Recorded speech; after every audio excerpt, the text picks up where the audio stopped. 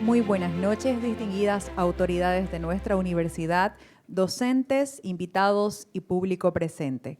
La Fundación Universidad Privada de Santa Cruz de la Sierra les da la más cordial bienvenida a la presentación del libro La Libertad y Mario Vargas Llosa, miradas a su legado literario e intelectual. En la apertura, invitamos al vicerrector de la UPSA, Sergio Daga Mérida, a dar las palabras de bienvenida. Muy buenas noches. En nombre de la rectora de nuestra universidad, Laure Müller, quiero darle la más cordial bienvenida a su casa, a la casa de todos ustedes, a la UPSA. En el prólogo del libro que esta noche se presenta, amigo de todos en este recinto, Gerardo Bongiovanni, nos recuerda que la tolerancia y la autocrítica son virtudes indispensables del pensamiento liberal. Esto significa que cuestionarse las premisas predeterminadas de nuestras propias ideas, así como no siempre estar de acuerdo con el otro, pero respetarlo, no solo son virtudes indispensables, creo yo, de un liberal. Yo diría, son virtudes indispensables para ejercer la humanidad. Una universidad que se aleje de la reflexión, de la autocrítica y del debate público, se aleja de su fin, aquel que al final del día es la búsqueda incesante de la verdad. Esta universidad, la UPSA, creada hace ya 42 años por el sector empresarial privado cruceño, bajo el cobijo de la Cámara de Industria, Comercio, Servicios y Turismo, CAINCO de Santa Cruz, asume su responsable rol de ser un espacio, una herramienta y diría yo un mecanismo para que el mundo de las ideas fluya, el pensamiento crítico florezca y la intelectualidad encuentre respuestas que hagan de este mundo más humano. Hoy, la presentación de este libro nos invita a no solo recordar al gran Mario Vargas Llosa, sino también a celebrar que su aporte a este mundo no ha sido en vano. Los ensayos plasmados en este libro son un fiel reflejo de que la mejor manera de confirmar que un hombre no ha tenido un paso estéril durante sus años de vida por este mundo es cuando al partir sus ideas, sus aportes continúan siendo tan vigentes como cuando estaba vivo. Bienvenidos a la UPSA y felicitaciones por la presentación de este importante libro. Muchas gracias. Agradecemos las palabras del vicerrector. Es momento de saludar a nuestros panelistas. Rocío Guijarro, gerente general de CEDICE Libertad y miembro de la Red Liberal de América Latina. Silvia Mercado, coordinadora de la Red Liberal de América Latina. Santiago Lacerna Fernández, coautor. Y Enrique Fernández García, coautor y docente de la UPSA. Brindémosle un fuerte aplauso, por favor. Muchas gracias, Sergio, gracias, Rocío. Bueno, gracias a todos los amigos acá en Santa Cruz. Definitivamente uno se siente en casa en Santa Cruz, aquí en la UPSA. Un verdadero gusto poder haber logrado este encuentro. Y bueno, aparte además de venir en nombre de la Red Liberal de América Latina, vengo en nombre de la Fundación Naumann. El director para la región, Sigrid Herzog, que estaba volando de Panamá a Santa Cruz, por eso se disculpa. Sin embargo, vinimos con mi colega Brenda Rodríguez y yo acá a contarles un poco de lo que es RELIAL y también la Fundación Frederick Naumann, que trabaja para América Latina ya hace bastantes años, sobre todo a través de RELIAL. ¿Qué es RELIAL? Probablemente muchos no saben. Es una plataforma de organizaciones, partidos políticos, think tanks, fundaciones. Aquí en Bolivia tenemos presencia a través de la Fundación Democracia y Prosperidad. Hace 10 años justo nos acordábamos con Óscar Ortiz que tuvimos el congreso en un momento bastante turbulento. Nos atrevimos a hablar de libertad de expresión. Entonces sí tenemos bastantes experiencias. También estuvimos con FULI de muchos años, realmente organizaciones fundadoras de la red. Entonces es un gusto regresar a Bolivia ahora en momentos en los que parece que hay un poco más de apertura, ¿no? Y justamente, bueno, en esta semana va a haber otros eventos que también van a tener que ver con abrir ideas y abrir nuevamente el diálogo.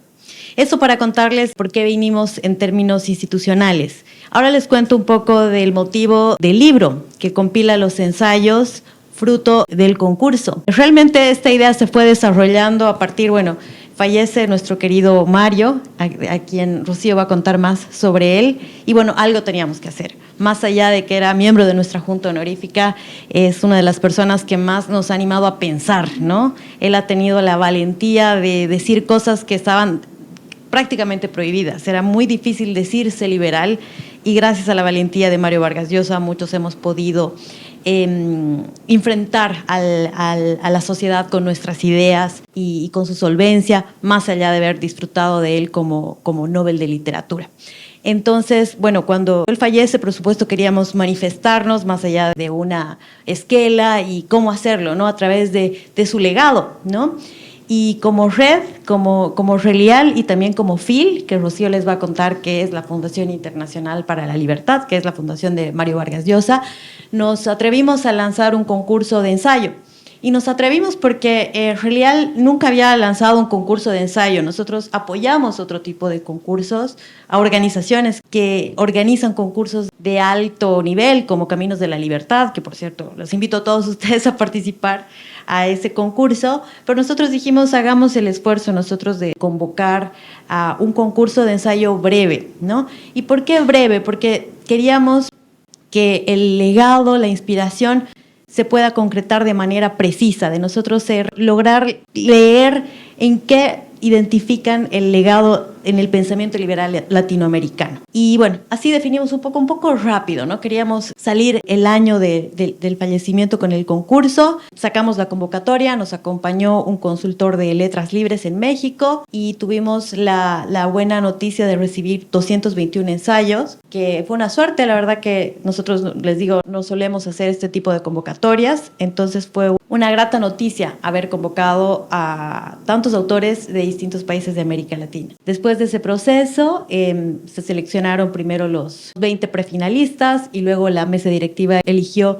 los 10 finalistas, ¿no? Y de ahí fuimos elaborando la idea de sacar la antología y dijimos, bueno, ya, acorde a la convocatoria que hay además un primer lugar. Pero en realidad son los 10 primeros lugares los que reconocemos en esta publicación. La Fundación Naumann vio con muy buenos ojos esta convocatoria, toda esta iniciativa, y de ahí fue que fuimos dando más pasos y surgió la idea de sacar la versión digital. Y bueno, dijimos, ¿qué tal si imprimimos el libro? Y ahora, hace un par de semanas apenas salió la impresión del libro. 200 ejemplares, trajimos algunos. Y bueno, a lo largo de este año haremos algunas presentaciones en México. Tenemos la versión digital. Y también junto con Phil, junto con Cedice, vamos a hacer un programa un podcast como una serie con cada uno de los ensayos para entrevistar a los autores que escribieron estos artículos. Entonces, bueno, nos dio mucha inspiración el tema de homenajear a Mario Vargas Llosa y bueno, además la excusa de volver a Bolivia después de 10 años. O sea que muy agradecida con la convocatoria, con que la UPSA nos haya abierto este espacio. Y pues bueno, quisiera que Rocío ahora nos hable de la FIL y de Mario. Gracias, Silvia. Gracias, qué bonito de verdad que la Red Liberal haya asumido, de América Latina haya asumido esta posibilidad de hacer un concurso para demostrar y destacar el legado de Mario Vargas Llosa. Que además, bueno, gracias por la oportunidad de venir otra vez a Santa Cruz. Tengo muchos amigos aquí, qué grato verlos, además esta noche a todos. Creo que Mario, Oscar se debe acordar, pero vino a Santa Cruz como 2 veces, algo así, ¿no? Y creo que la última vez lo llevaste a una misión en Iquitos, que fue muy lindo, porque además Mario hizo un artículo fabuloso de esa visita, que no vine yo, no sé por qué. Pero bueno, él destacó la emoción que le dio que lo llevaran allí a esa visita, ¿no? Mario Vargas Llosa, un escritor maravilloso, un maestro, un amigo de todos. No sé si todos los jóvenes aquí han leído algo de su obra, algún artículo, un tipo extraordinario, cercano, a pesar de tener esa posición y esa valía que tenía como premio Nobel, como ganador de tantos premios, era un amigo cercano. Cualquiera de ustedes se le podía acercar a que le firmara sus libros y a conversar, y él encantado, ¿verdad? Todos los que lo conocimos, por eso es que lo valoramos tanto. Y que la Red Liberal para América Latina haya hecho esto y que además 2 de los finalistas están aquí sentados, son bolivianos. Eso hace ver el reconocimiento que todos tenemos por él y que nos provoca y nos inspira a escribir, como tú bien decías, Silvia, ¿no? Esta antología, que además fue realizada en conjunto con la Fundación Internacional para la Libertad, que es una fundación que se creó hoy hace 20 años ya, donde Mario Vargas Llosa era su presidente. En este momento la preside su hijo Álvaro Vargas Llosa, para continuar ese legado y ese trabajo que Mario llevaba a través de toda Iberoamérica, ¿no? El coordinador de esta fundación es Gerardo Bongiovanni, gran amigo nuestro, que ya Sergio lo nombraba como autor del prólogo de esta antología. Esta antología de 10 ensayos que exploran la figura de Mario Vargas Llosa, no solo como el novelista universal que era o que es y que todos conocimos, sino como uno de los defensores más incisivos de la libertad en nuestro tiempo. De verdad que era una bandera, un baluarte que nosotros teníamos para la defensa de nuestras ideas, ¿no? Y esta colección no es una biografía, es un mapa de batallas intelectuales retratadas por estos 10 autores sobre un hombre que transformó en escritura y en el verbo el instinto y la razón liberal. El cuerpo de esta antología, que ojalá y alcance para todos, si no la pueden bajar desde la página de la Red Liberal de América Latina en digital, a lo largo de estos textos verán que el pensamiento de Vargas Llosa se despliega como en 3 dimensiones. Aquí los finalistas luego nos contarán cómo lo vieron ellos, ¿no? La dimensión política y ética, donde se analiza su rechazo absoluto a cualquier dictadura, porque no hay autoritarismo bueno, como diría Enrique en su ensayo. Y su defensa de la tolerancia como piedra angular de la civilización. También tienen estos ensayos la dimensión literaria y humana de Mario Vargas Llosa. Y aquí descubrimos que la literatura como un acto liberal, los ensayos nos muestran cómo sus ficciones emancipan al individuo y cómo incluso ofrecen un camino de sanación y libertad para las mujeres, incluso porque hay un ensayo dedicado a ese shock y traumas en el pasado. Y la dimensión práctica y de futuro. La antología aborda su legado con el shock económico, que es otro de los ensayos que cambió al Perú, y nos proyecta hacia los desafíos del siglo XXI, alertándonos sobre la protección de nuestra conciencia frente a la manipulación tecnológica. En un mundo que a menudo prefiere el refugio del colectivismo o el llamado de la tribu, como bien lo describió en su último libro, donde contempla a todos esos autores que lo influyeron a él para su cambio hacia ser un liberal, estos ensayos nos recuerdan la lección más valiosa de Vargas Llosa, que la libertad es una tarea cotidiana, una rebeldía necesaria y sobre todo un acto de confianza en la capacidad humana de elegir. Los invito a recorrer estas páginas para redescubrir al liberal revolucionario, como es el título de uno de los ensayos, que nunca dejó de sonreír ante todo lo que significaba la posibilidad de lograr que nuestros países, especialmente América Latina, tuvieran libertad. Y como él decía, no es un dogma, es una actividad vital. Y bueno, en todos estos ensayos van a encontrar de verdad un recurso maravilloso de lo que es y fue la vida de Mario Vargas Llosa. Así que muchísimas gracias. Creo que ahora vamos a escuchar a los coautores de estos ensayos, 2 de ellos, de estos 10 ensayos finalistas, que además ensayos de todos los países, de Colombia, de Venezuela, de Bolivia, de México. El ganador es un profesor mexicano, por cierto, el primer lugar, ¿no? Pero como dijo Silvia, todos son ganadores porque son extraordinarios los ensayos. Entonces ahora le paso a Santiago Lacerna. Muchas gracias, Rocío. Gracias a los amigos de la UPSA. Es un placer estar aquí en una universidad que es consecuente con los principios de sector privado que la fundó. No siempre se da el caso, incluso en otras universidades que tenemos en Bolivia, que si bien fueron fundadas por el sector privado, mantienen un discurso que sigue más la línea colectivista del keynesianismo, el socialismo incluso, ¿no? Entonces es todo un mérito que logren continuar con la línea de los valores del sector privado y libertad individual que se da. Quiero empezar un poco dándoles a grandes rasgos de qué se habla en mi artículo, y hay una paradoja que se da, que No sé si les pasó a ustedes, pero cuando yo estaba hablando con colegas míos en las elecciones pasadas y estábamos hablando de qué candidato era liberal y quién optaba por la libertad, muchos descartaban a algunos como Jaime Dunn o incluso Antonio Saravia como los mileycitos bolivianos.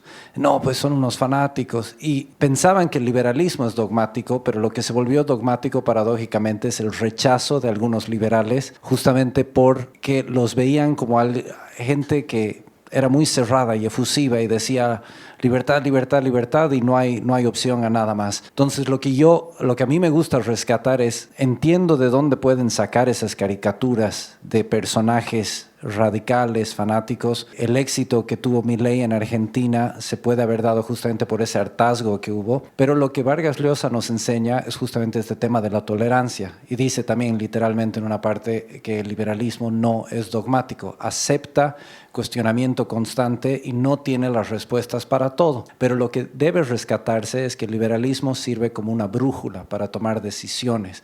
Entonces es necesario escuchar al que está proponiendo ir hacia el camino de la libertad sin que necesariamente esté presentando un plan rígidamente, vamos a entrar y con una motosierra cortar todo, ¿no? O sea, es imposible, eso se te puede, como dicen en inglés, backfire, y tu gobierno no va a durar ni un año, por así decirlo, ¿no? Entonces, porque vas a dejar a 10,000 o 30,000 personas desempleadas de un día para otro. Entonces, yo creo que es necesario rescatar esto de Vargas Llosa, que por cierto es un autor que creció en Cochabamba, una buena época. Mis papás lo conocieron personalmente incluso, y todas estas enseñanzas estuvieron rondándome desde niño. Y creo que es muy, muy necesario también leer cómo fue su evolución desde que seguía, o sea, él empezó incluso admirando a Marx en los años 60, y es necesario evidenciar cómo fue esta transición, cómo vio la luz, si se quiere, entre comillas, ¿no? Porque eso ayuda también a llegar a otras personas, y en eso se basa un poco mi artículo, en estrechar la mano y decir, entiendo qué es lo que quieres alcanzar siguiendo estas ideas, proponiendo estas cosas,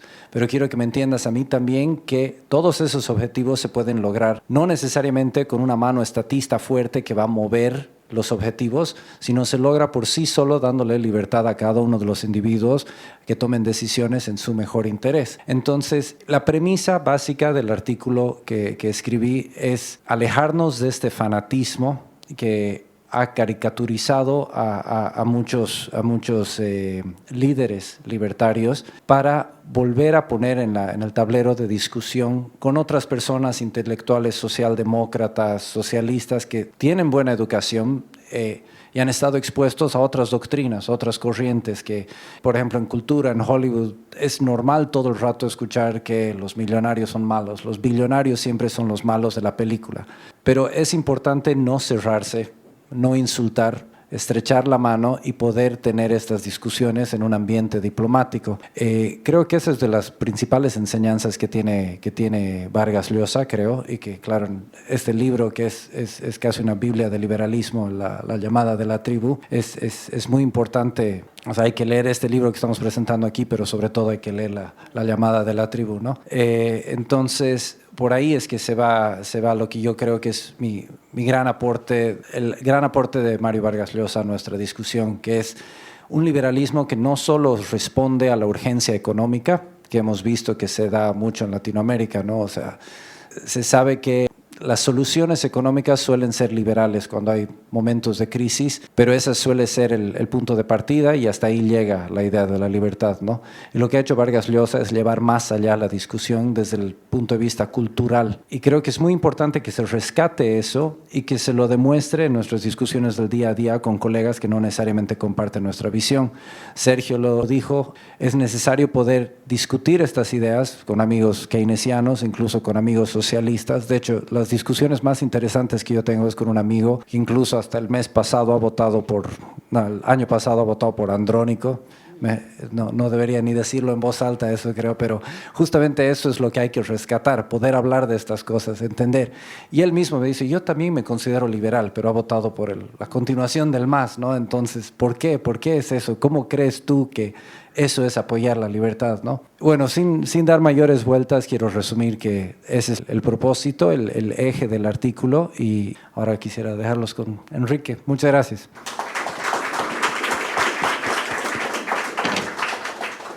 Buenas noches. En su libro Cultura y Sociedad de 1965, Herbert Marcuse criticó al liberalismo.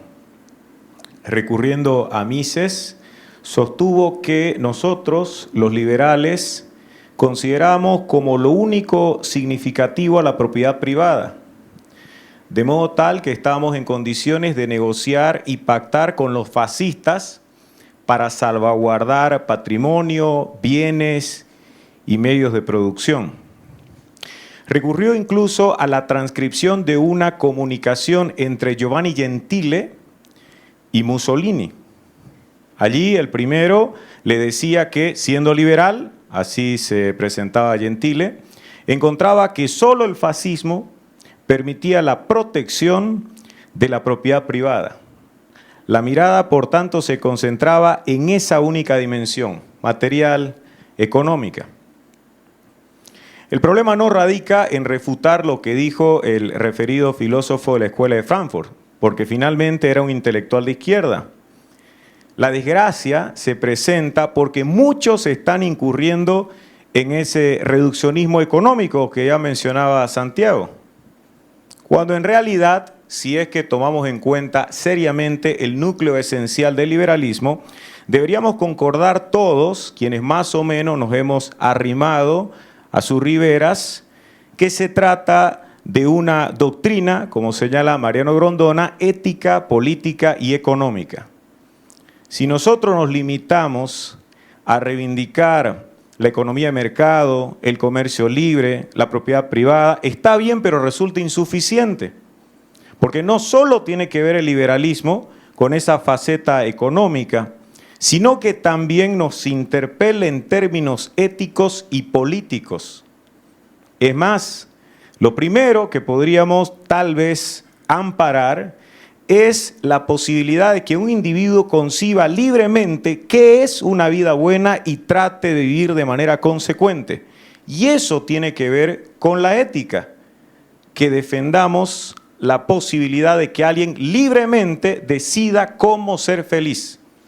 Si es que esto no suscita ningún deterioro, daño u ofensa a los demás, debería merecer un respaldo por parte de quienes militan en la causa liberal.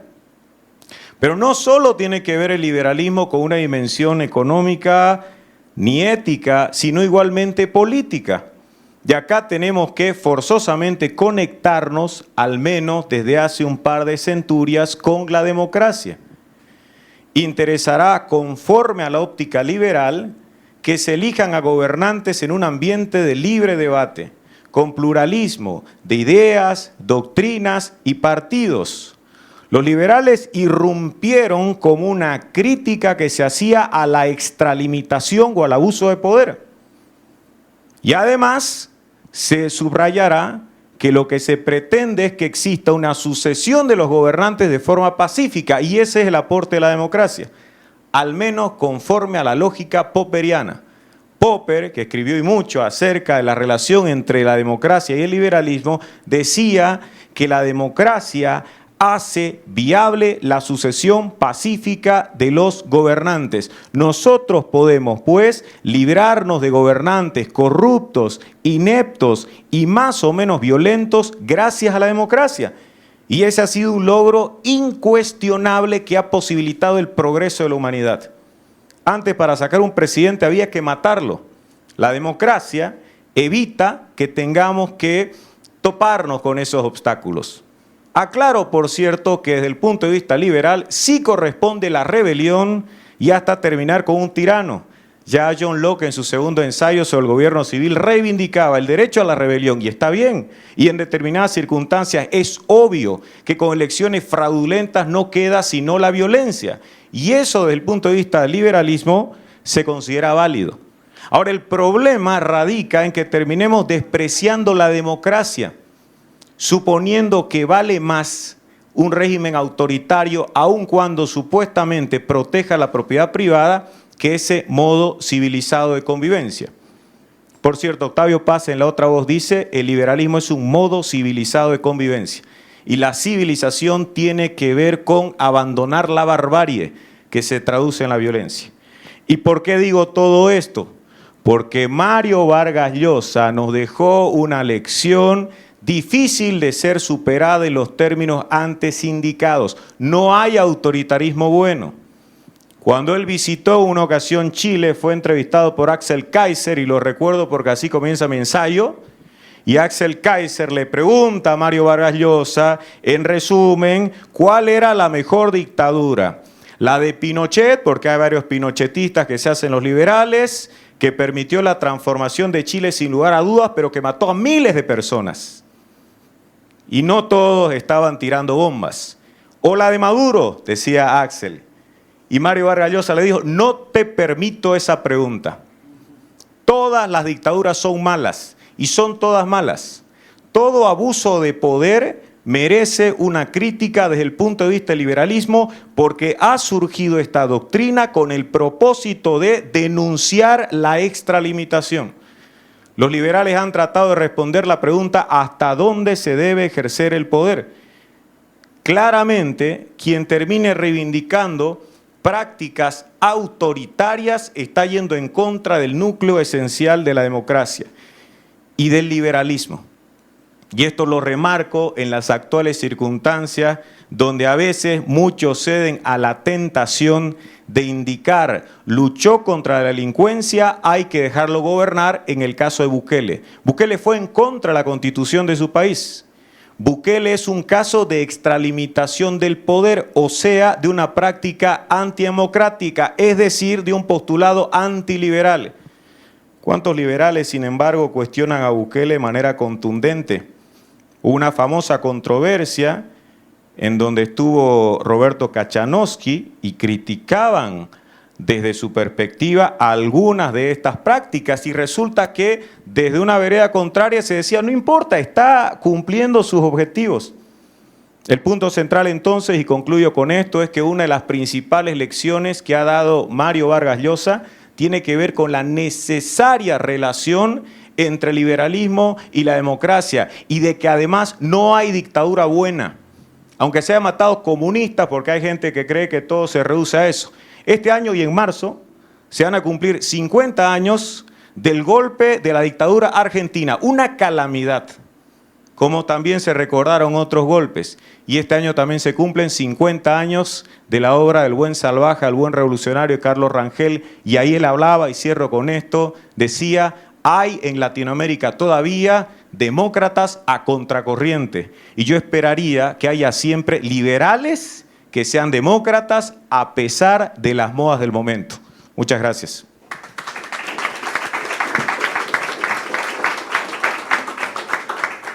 Agradecemos a nuestros panelistas, a todos por su presencia, y tengan ustedes muy buenas noches.